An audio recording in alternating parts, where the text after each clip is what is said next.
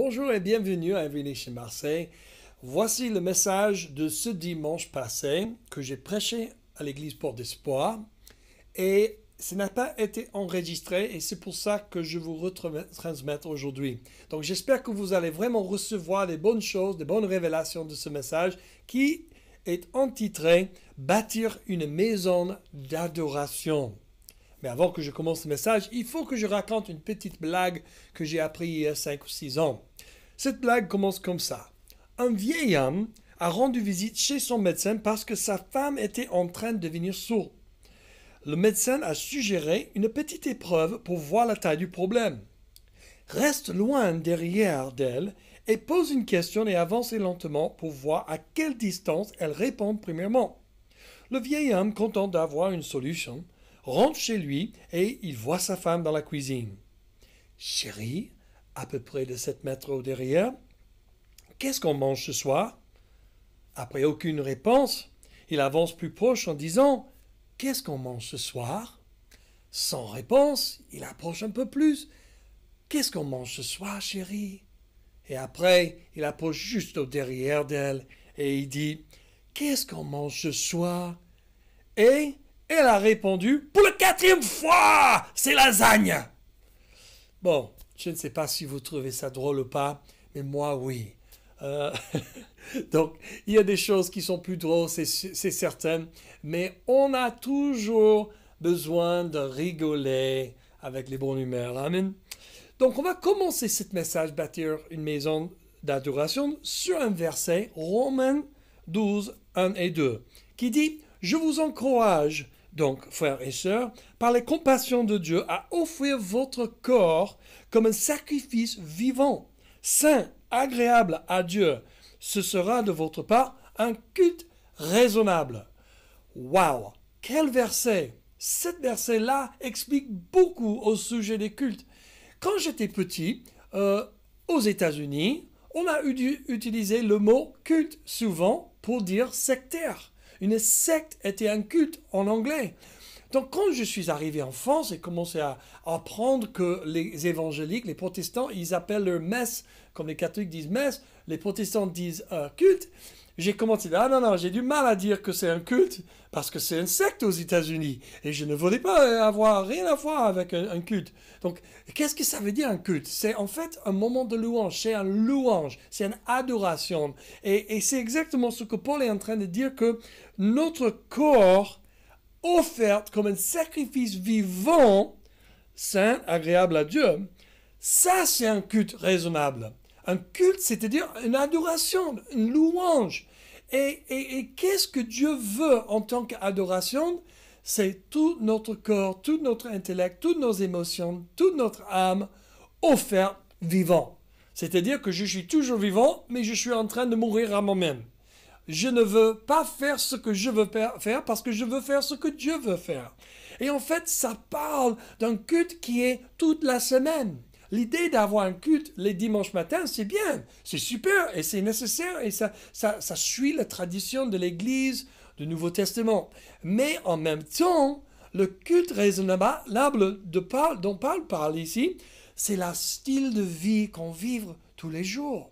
C'est-à-dire que comment je comporte, comment je pense, comment j'utilise mes émotions, tout cela sera pour une adoration de Dieu ou une adoration d'autre chose. Depuis le début de la civilisation, l'homme cherchait quelque chose ou quelqu'un pour adorer ou louer. L'idée d'adoration et l'idolâtrie viennent de l'Antiquité et les pictogrammes qu'on a trouvés grâce à l'archéologie prouvent cela.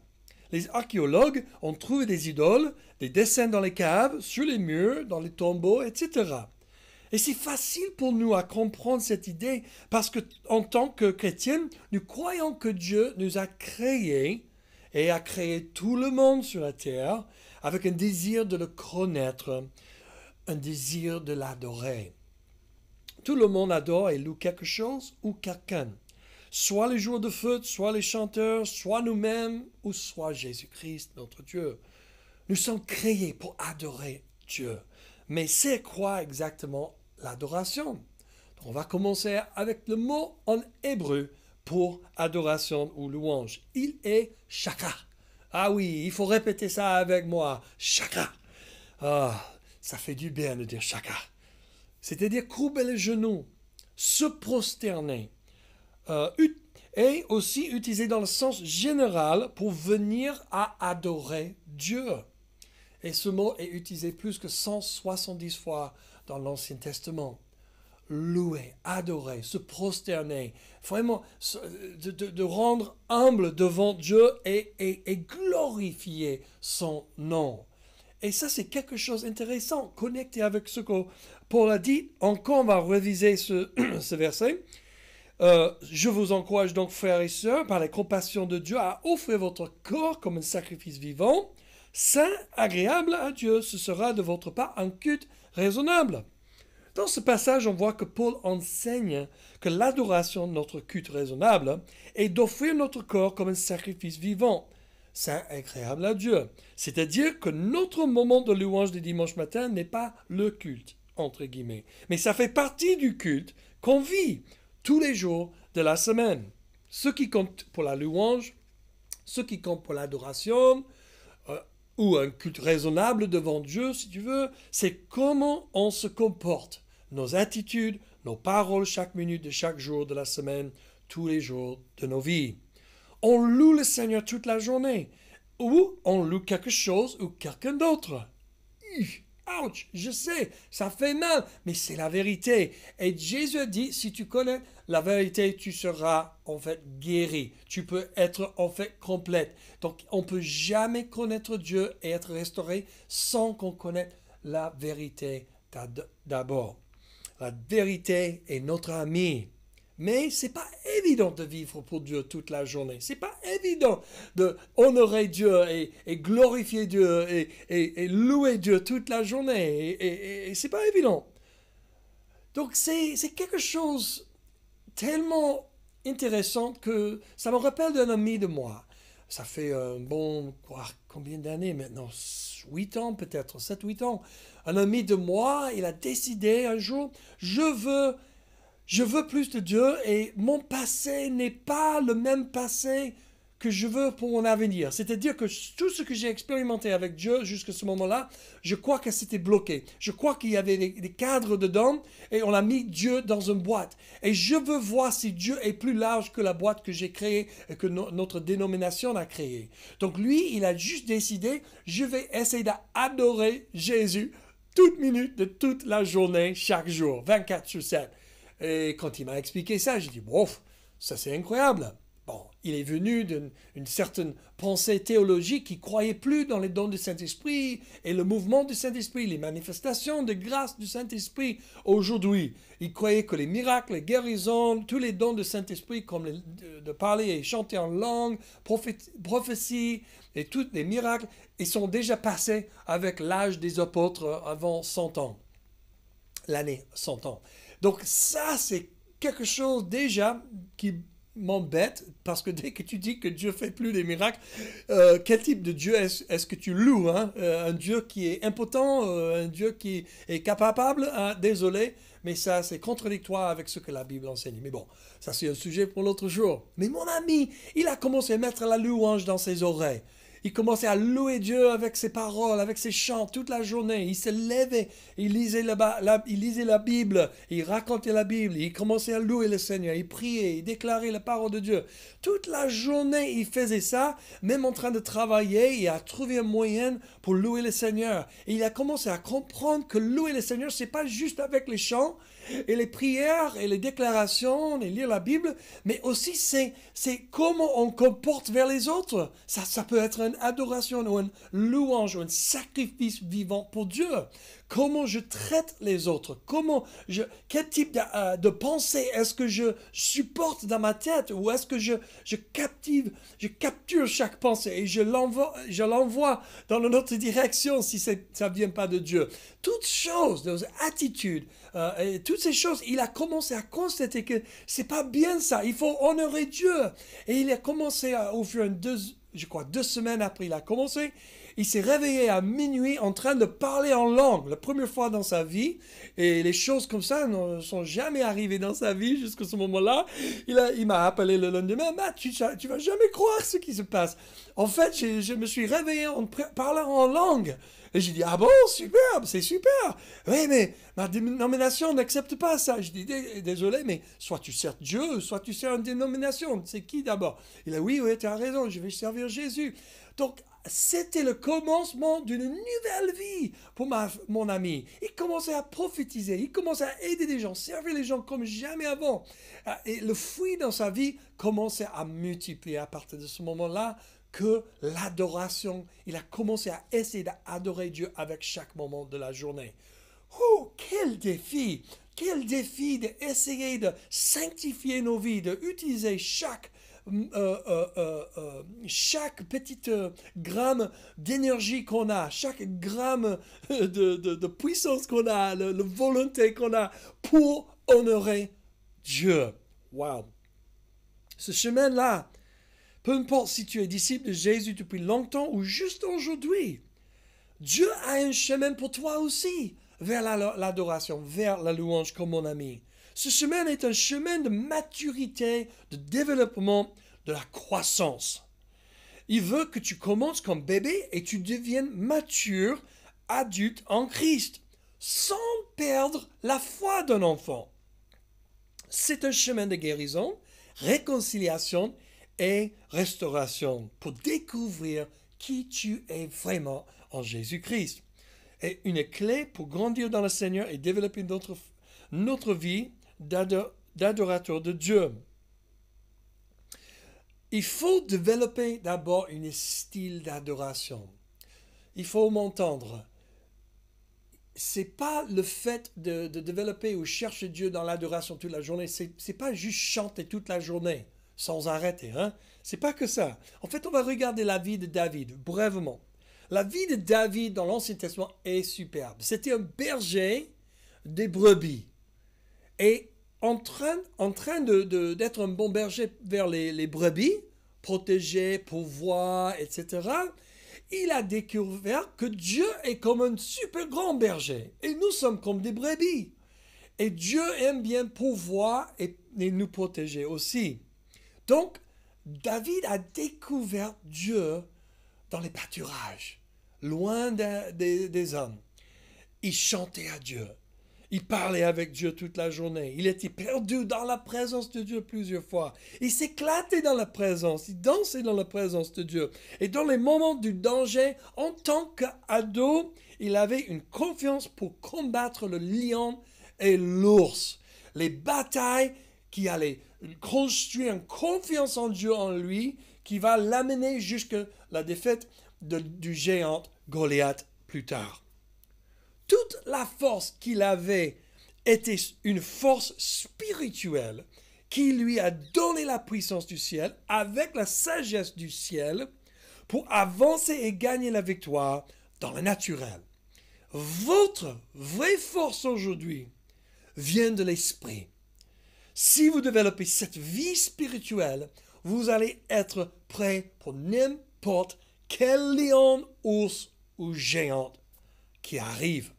Quelqu'un dit Alléluia. Si tu aimes bien ce que je viens de dire, il faut taper oui, oui, oui, oui. Merci, merci, c'est bon. Alléluia.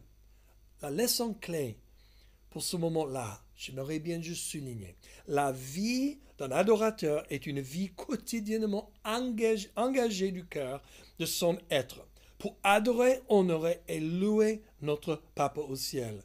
Et ça se manifeste à travers nos pensées, nos paroles, nos actes et nos émotions. C'est-à-dire que selon nos compétences, selon notre personnalité, selon nos mouvements, nos gestes, nos pensées, on honore à Dieu. Avoir un culte raisonnable devant Dieu, c'est pas juste chanter les chants toute la journée. C'est pas un culte juste les dimanches. C'est le culte qui continue sans fin, un honneur vers notre Dieu.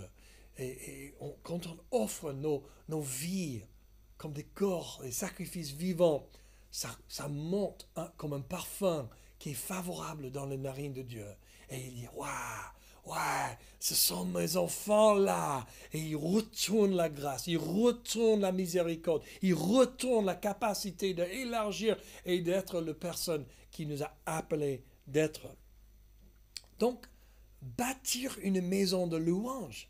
Comment le faire? Quand j'étais jeune, mon père et moi, on a construit une petite cabane dans notre jardin. Au début, on avait une petite cabine aluminium presque à tomber par terre. Elle était à rouiller et presque à tuer quelqu'un par tétanos avec juste un regard. Hein. Pour construire notre nouveau, il fallait détruire l'ancienne et jeter à la poubelle. Même l'ancienne fondation, il fallait l'enlever.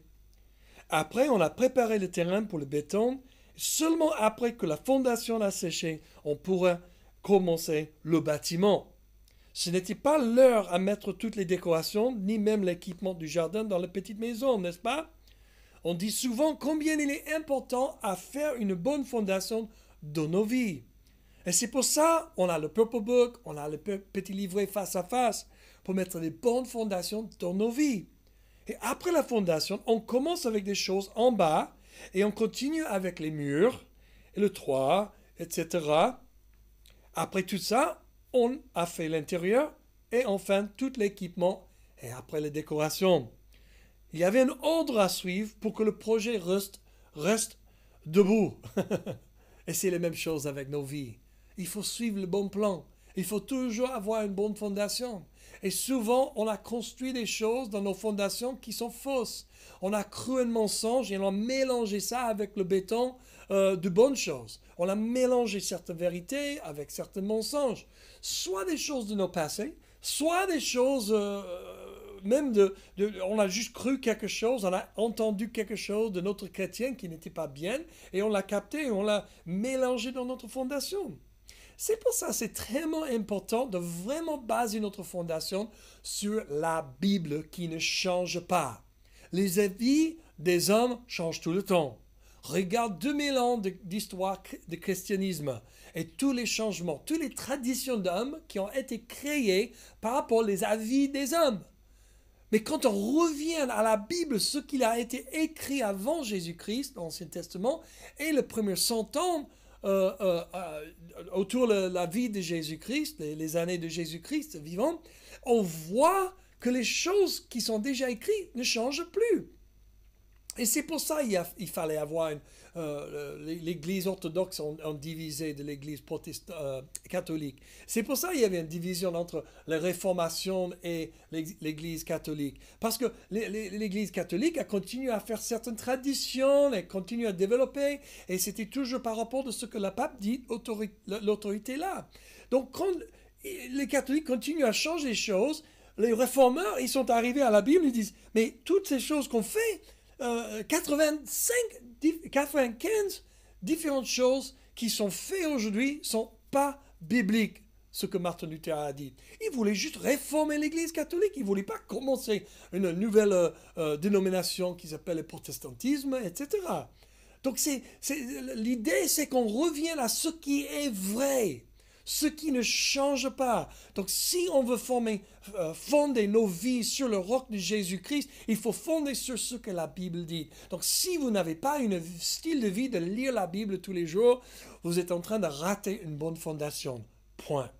Donc, trouvez une discipline, trouvez le moyen, lire la Bible tous les jours, priez la Bible tous les jours, priez avec les frères et les sœurs et citez les promesses de Dieu, les déclarations de Dieu, partagez la parole de Dieu l'un avec l'autre et vois combien Dieu te fonde sur le bon rocher.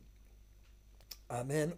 On va juste regarder maintenant une petite révision du temple, une expérience quand le temple de Dieu a été créé, bâti dans l'Ancien Testament. David, le roi, a préparé tous les matos pour que son fils Salomon puisse bâtir le temple de Dieu. Un temple physique, un grand bâtiment avec les cours à l'extérieur, intérieur et après la présence, l'endroit, le lieu très saint. Et quand ils ont fini toute la construction, voici ce qui se passe en 2 Chroniques 5:13. À ce moment-là, ceux qui sonnaient de la trompette et ceux qui chantaient, s'unissant d'un même accord pour célébrer et louer l'Éternel, firent retentir les trompettes, les cymbales et les autres instruments, et ils célébrèrent l'Éternel par ses paroles. Il est bon, oui, sa bonté dure éternellement. Alors le temple, la maison de l'Éternel, fut remplie d'une nuée.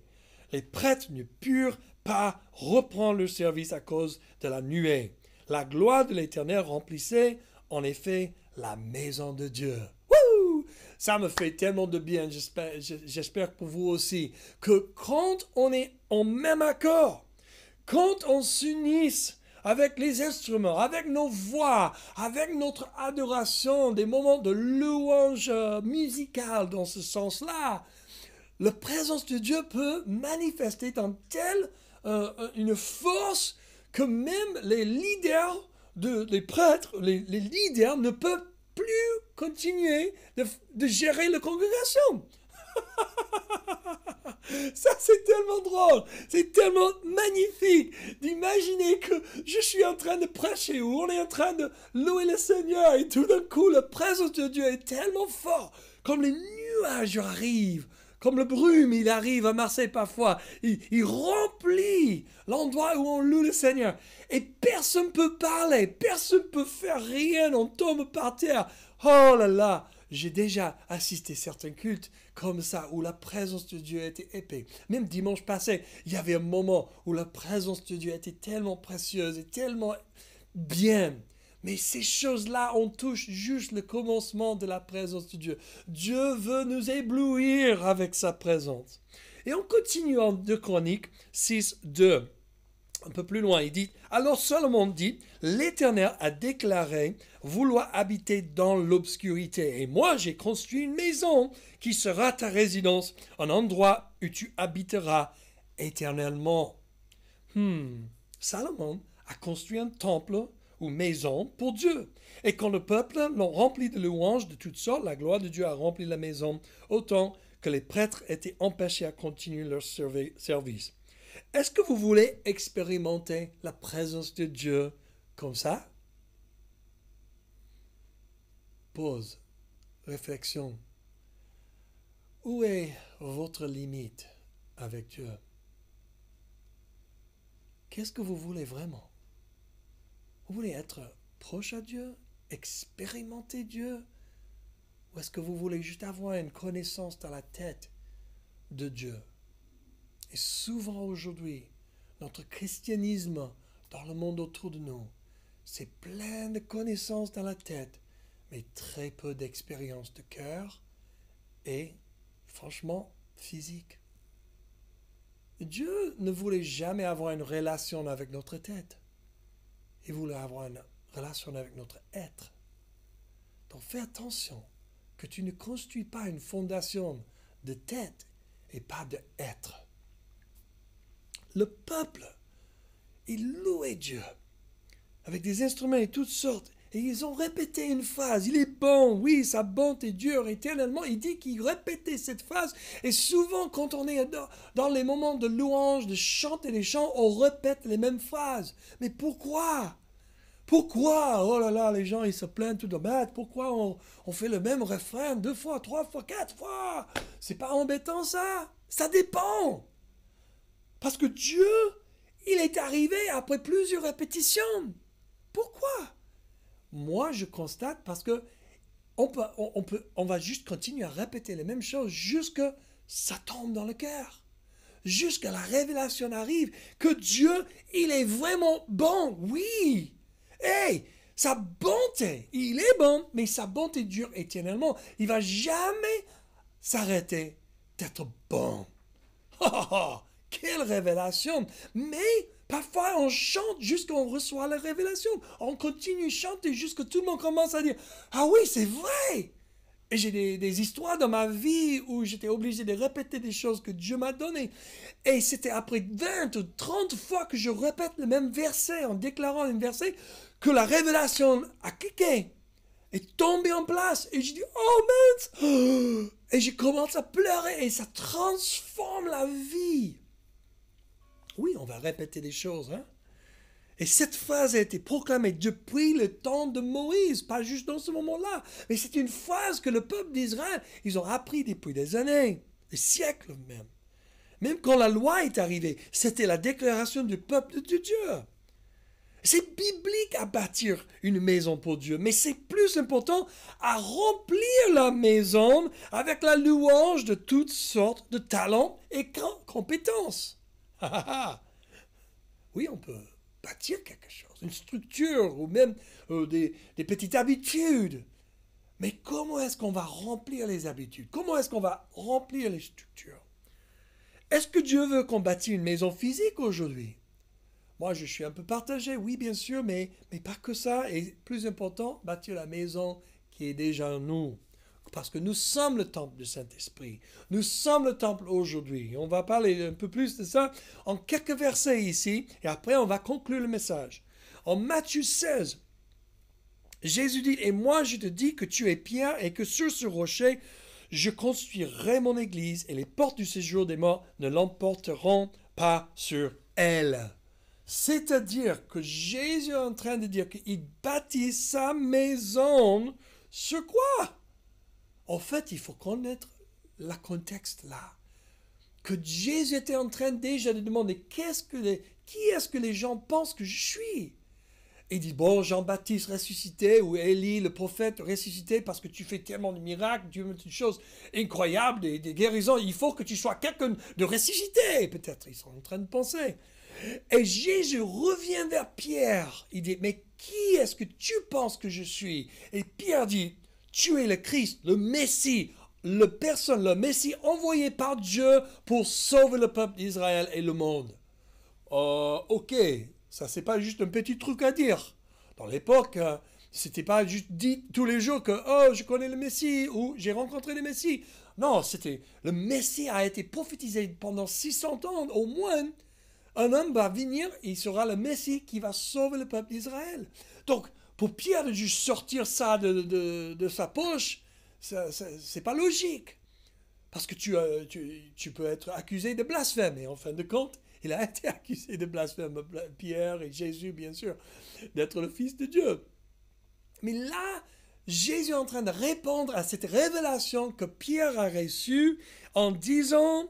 Je dis que tu es Pierre, juste un tout petit caillou, et que sur ce rocher de révélation, je construirai mon église. C'est-à-dire que Jésus ne va jamais construire son église sur un homme, parce que l'homme est menteur. L'homme ne peut pas jamais être stable. Mais la révélation qui vient du Père, par le Saint-Esprit, du Fils Jésus-Christ, est un rocher incontestable. On ne peut pas disputer avec cela. Il y a tellement de personnes qui aiment bien convaincre les autres que Jésus est vraiment le Christ, ressuscité de la mort. Mais si un homme peut te convaincre que Jésus est le Christ, un autre homme peut te convaincre qu'il n'est pas le Christ. Il y a toujours quelqu'un d'autre qui est plus intelligent ou un argument plus incroyable. Mais quand Dieu de l'univers, le Père céleste, arrive par son esprit de révéler une vérité, bam, tu ne peux pas être changé par un homme, parce que ça vient de Dieu lui-même. C'est comme ça Jésus construit son Église, qui ne va pas être emporté par, battu par les séjours de mort. Non, non, non, non, les portes n'attaquent personne. C'est l'Église qui va attaquer les portes de l'enfer. Amen. Nous faisons partie de l'Église de Dieu, de Jésus-Christ, du Saint-Esprit, une Église qui est incroyablement puissante. Et c'est nous qui envahissons l'enfer pour libérer les captifs. C'est par la grâce de Dieu, c'est par Jésus-Christ, par l'autorité qu'il a gagnée sur la croix dans sa résurrection. Mais j'aimerais bien juste souligner quelques trucs ici dans ce passage. Une dernière fois, ecclésia, le mot assemblée, ou le même mot utilisé pour église, Jésus a utilisé. Ecclésia, c'est une assemblée. En Marc 14, 58, on trouve, nous l'avons entendu dire, je détruirai ce temple fait par la main de l'homme, et en 3 jours, j'en construirai un autre qui ne sera pas fait de main d'homme. Le mot là utilisé pour temple, c'est le mot naouch, c'est-à-dire bâtiment, demeure, l'endroit où Dieu est loué, honoré et glorifié, le temple lui-même, mais pas les cours de l'extérieur. Ça parle vraiment de lieu très saint, l'intérieur, l'intimité avec Dieu. Cet endroit-là, Jésus est en train de dire, je détruirai ce temple, cet endroit d'intimité avec Dieu. Parce que la présence de Dieu restait dans cet endroit et seulement un prêtre, une fois par an, puisse rentrer dedans pour faire certains sacrifices et après sortir vite fait. Et s'il avait le péché dans son corps, il va mourir à l'intérieur, il tirait par une corde pour le retirer. Ça, c'est l'autre histoire, on va étudier une autre fois. Mais juste pour vous dire que ce lieu était tellement saint que personne, aucun péché puisse rentrer dedans. Et Jésus est en train de dire, je vais le détruire. Oh, c'est presque blasphème là, pour un juif de dire que je vais détruire l'endroit où Dieu rencontre, où sa présence réside et demeure. Mais on va continuer. En 1 Corinthiens, Paul dit en chapitre 3, ne savez-vous pas que vous êtes le temple de Dieu et que l'Esprit de Dieu habite en vous? Si quelqu'un détruit le temple de Dieu, Dieu le détruira, car le temple de Dieu est saint, et c'est ce que vous êtes, dit Paul. Et là, Paul utilise aussi le même mot, naouch, pour le lieu très saint. Mais en revenant à Jésus, en Marc 11, 12, 20, on voit qu'ils disent, ils arrivèrent à Jérusalem. Et Jésus entre dans le temple, il se mit à chasser ceux qui vendaient et qui achetaient dans le temple. Ce mot, temple, ces deux fois, c'est utilisé eros, un autre mot en grec. Et ça veut dire toutes les parties du temple. Ça inclut les cours extérieures. Ce n'est pas juste le lieu saint, mais aussi toutes les cours. Ok? Et Jésus renversa les tables des changeurs de monnaie et les sièges des vendeurs de pigeons. Il ne laissait personne transporter un objet à travers le temple Eros, toutes ces cours et tous ces gens. Et il les enseignait en disant, n'est-il pas écrit mon temple?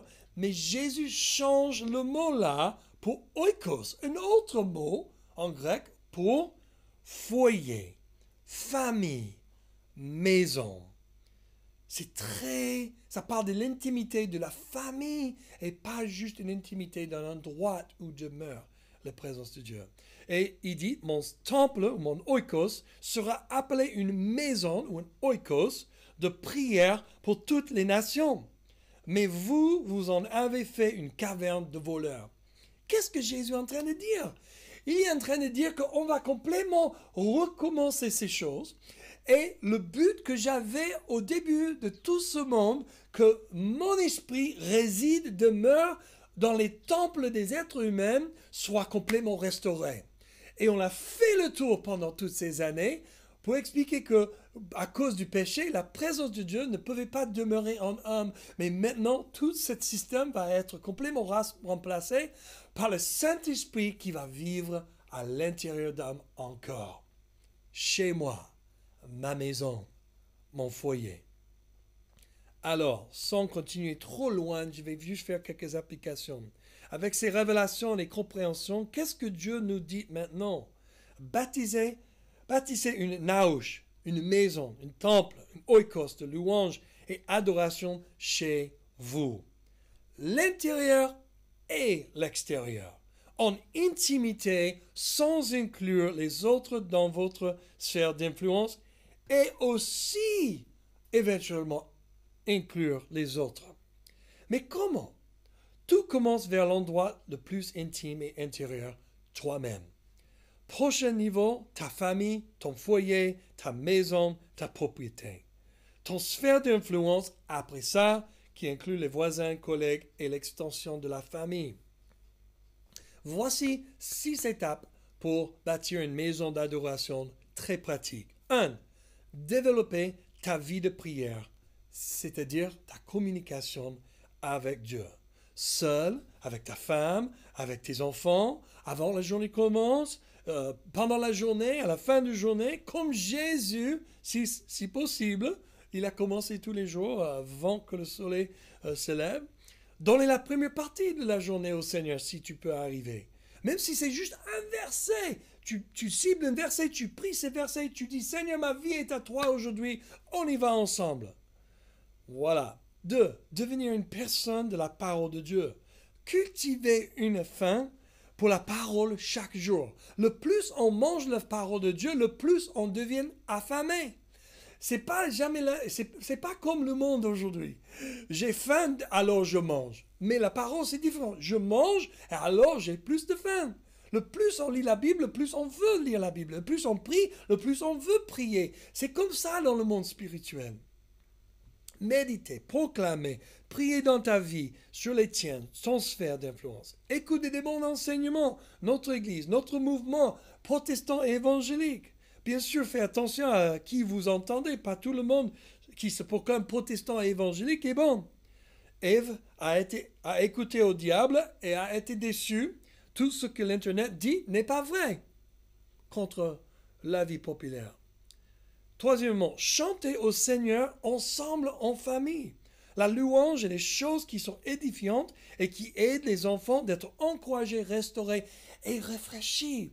Comme les adultes, on a besoin d'être rafraîchis, les enfants aussi. Quand ils passent toute la journée à l'école, tu imagines, c'est un endroit humaniste. C'est un endroit où Dieu n'est pas permis dedans. C'est un endroit où, entre guillemets, Dieu n'est pas permis dedans. Où le Saint-Esprit n'est pas permis dedans. Quand ils arrivent à la maison sans entendre Dieu, sans la louange toute la journée, tu ne penses pas qu'ils ont besoin d'un rafraîchissement spirituel? Mais oui! Donc il faut qu'on gère nos enfants, on aide les enfants. Qu'est-ce qui se passe aujourd'hui? On va juste prier, on va juste chanter un chant avant qu'on mange, etc., etc. Quatrièmement, prends la communion Sainte-Sainte en famille de temps en temps. Cinquièmement, gérer ta famille avec la parole de Dieu. Aide les enfants à comprendre qu'est-ce que Dieu dit, qu'est-ce que Jésus est en train d'enseigner. Et sixièmement, marchez partout sur votre territoire et déclarez que c'est pour le Seigneur. Dédiez tout ce que Dieu t'a donné au Seigneur. L'appartement, même si tu loues un appartement ou une maison comme nous, tu dédies cette maison pendant ce temps au Seigneur, aux œuvres du Seigneur. Tu mets toutes tes choses, tes affaires dans les mains du Seigneur. S'il a besoin, c'est à lui. S'il en veut, c'est à lui. S'il veut que tu donnes à quelqu'un d'autre, c'est à lui, c'est à eux. C'est toutes ces choses. C'est un acte d'adoration vers Dieu. Si vous voulez, et si tu aménages ou tu déménages, tu arrives dans une nouvelle maison ou un appartement et tu veux inviter quelques frères, quelques sœurs, tu les invites. Et tu viens ici, on va faire un petit fête, mais avant, on va prier et on va oindre notre appartement pour l'utilisation du Seigneur, que ça soit un endroit de la paix, un endroit de l'onction de Dieu, un endroit de rafraîchissement, un endroit où les gens puissent rencontrer notre Dieu Tout-Puissant. Amen. Voilà, on va juste conclure en dire que nous sommes le temple de Dieu aujourd'hui grâce au sacrifice de Jésus-Christ. Notre responsabilité est de remplir notre temple avec la louange, la prière, la parole de Dieu et d'honorer Dieu avec chaque chose qu'on fait, on pense et chaque attitude de cœur. En créant des disciplines, des choses en dessus, nous allons maturer et devenir plus comme notre Seigneur Jésus-Christ. Et je vais finir un dernier verset en Romains 8, 29. En effet, ceux qu'il a connus d'avance, il les a aussi prédestinés à devenir conformés à Jésus-Christ, à l'image de son Fils, afin que celui soit le premier-né d'un grand nombre de frères. Aussi, on verra le royaume de Dieu être établi partout dans notre sphère d'influence comme un bonus. Donc, où est-ce que vous êtes aujourd'hui? Tu as besoin de retourner au Seigneur complètement, 100%, et arrêter de jouer Dieu 80% ou 50%. Tu allais à l'église ou les cultes du dimanche quand tu veux, ou dans la semaine, tu fais un petit truc. Ou est-ce que tu es vraiment 100% au Seigneur? Je vous encourage, prends le temps de se repentir de n'importe quoi, de jouer le carte religieux. Oui, je crois à Dieu. Oui, le bon Dieu. Arrête avec tout ce vocabulaire et reviens à Jésus complètement 100% dedans. Il n'y a pas de joie de faire les choses moitié-moitié. Il n'y a que la joie quand on est 100% dedans. Et Dieu transforme nos vies quand on est 100% dedans. Tu vois, peut-être tu es en train de juste dire, Matt, j'ai besoin de plus de discipline. C'est que ça. Ok, je comprends ça. Il y a la grâce pour tout, hein. Et on va prier dans quelques secondes. Et on va faire confiance que Dieu va te donner sa grâce pour accomplir et mettre en place les bonnes habitudes, les bonnes disciplines, pour rencontrer avec Dieu, pour louer et adorer Dieu toute la journée, pour être une personne utilisée par Dieu pour amener la présence de Dieu partout où tu vas. Bon, merci Seigneur. Je prie exactement ça, que chaque personne qui écoute ma voix puisse retourner à toi et te donner toute leur vie 100%. Donc si ça c'est toi, tu pries avec moi. Jésus, je te donne toute ma vie. Je m'abandonne à toi 100%. Je me repentis de suivre mon propre chemin, d'être mon propre maître et de faire ce que je veux faire quand je veux le faire. Je suis désolé pour mes péchés, pour mon égoïsme, mais merci que tu as payé le prix pour moi, que je peux être racheté aujourd'hui. Donc je dis, me voici. Prends ma vie. Je suis à toi, Jésus. Je t'accepte comme Seigneur de ma vie. Merci pour ton Saint-Esprit qui me remplit maintenant. Merci de me faire naître à nouveau. Né d'en haut. Au nom de Jésus-Christ. Amen. Alléluia. Merci Seigneur et merci d'avoir prié cette prière. Si vous avez prié cette prière, il faut que tu notes, tu m'envoies un message. J'aimerais bien être encouragé que Dieu t'a touché. Deuxièmement, trouvez une bonne étude biblique. Avec nous, on va t'envoyer un livret face à face pour commencer les études bibliques, nous suivre, faire des bonnes connexions avec des frères et des sœurs en Christ. On peut vous aider à connecter avec Jésus et commencer cette vie de maturité, de grandir en Jésus-Christ. Ok? Et pour les autres, j'aimerais bien prier pour la discipline. Seigneur, je prie pour chaque personne qui a besoin de discipline, de mettre les bonnes habitudes en place, que ta grâce coule maintenant comme jamais avant. Qu'il puisse le rendre humble et accepter ta grâce comme jamais avant. Et dire que j'ai besoin, Seigneur, que tu m'enseignes à travers ton peuple, mes frères, mes sœurs, mon pasteur et les gens dans ma vie. Aide-moi, Seigneur, d'avancer et de vraiment te louer et adorer avec tout ce que je suis. Chaque jour, chaque minute. Amen.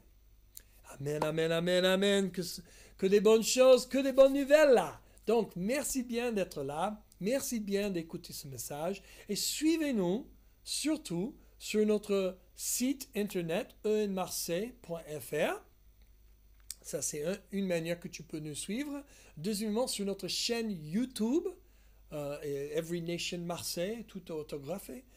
Aussi sur Facebook, on passe pas mal de messages sur Facebook, communication, des petites lettres. Et troisième, quatrième moment, quand vous êtes sur notre site enmarseille.fr, il faut s'inscrire pour faire partie de notre newsletter. On passe une petite flash news chaque mois pour tenir au courant tout le monde qui veut des nouvelles, des projets, prochains cultes en présentiel, toutes les choses qu'on fait. Les séminaires, on a un séminaire sur la prière qui va commencer dans quelques mois et on va faire 6 semaines d'affilée avec un enseignant, prophète, pasteur des États-Unis, un ami de moi, et on va faire bilingue, anglais, français, comme ça on peut vraiment commencer à bâtir une bouclier de prière pour la France et pour nos œuvres. Il y a pas mal de choses, autres choses qui vont arriver, mais la dernière annonce que je voulais vraiment faire, c'est qu'on va faire un week-end de victoire. Un week-end de victoire, c'est un moment où on peut commencer ou même continuer dans le nettoyage de nos âmes et la guérison et la restauration de tout notre passé.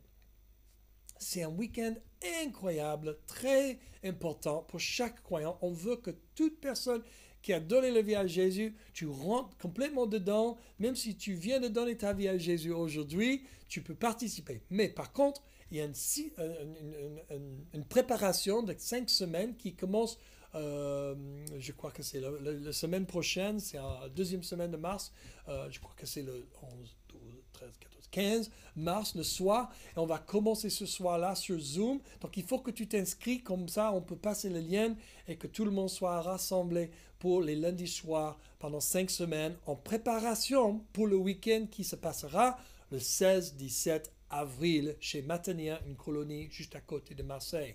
Donc si vous voulez vraiment participer, ça va être à peu près de 90 euros. Si vous avez besoin d'une bourse ou un problème financier, il faut que tu me dises. On va essayer de trouver une bourse avec l'église ou d'autre part. Donc on veut vraiment que les finances ne soient pas un blocage, mais que tout le monde puisse participer et être libéré et complètement rentrer dans une nouvelle saison de guérison et restauration. Donc il faut que tu m'envoies un message ou envoie un message à Théa Pouyen sur Facebook pour avoir plus d'informations, être inscrit. Okidoki. On va finir avec une petite bénédiction maintenant de Nombre 6, 24. C'est la bénédiction d'Aaron. Ok? Que l'Éternel te bénisse et te garde. Que l'Éternel fasse briller son visage sur toi et t'accorde sa grâce. Que l'Éternel se tourne vers toi et te donne la paix. Soyez bénis. Bon dimanche, bonne semaine. Peu importe quand tu écoutes. À bientôt.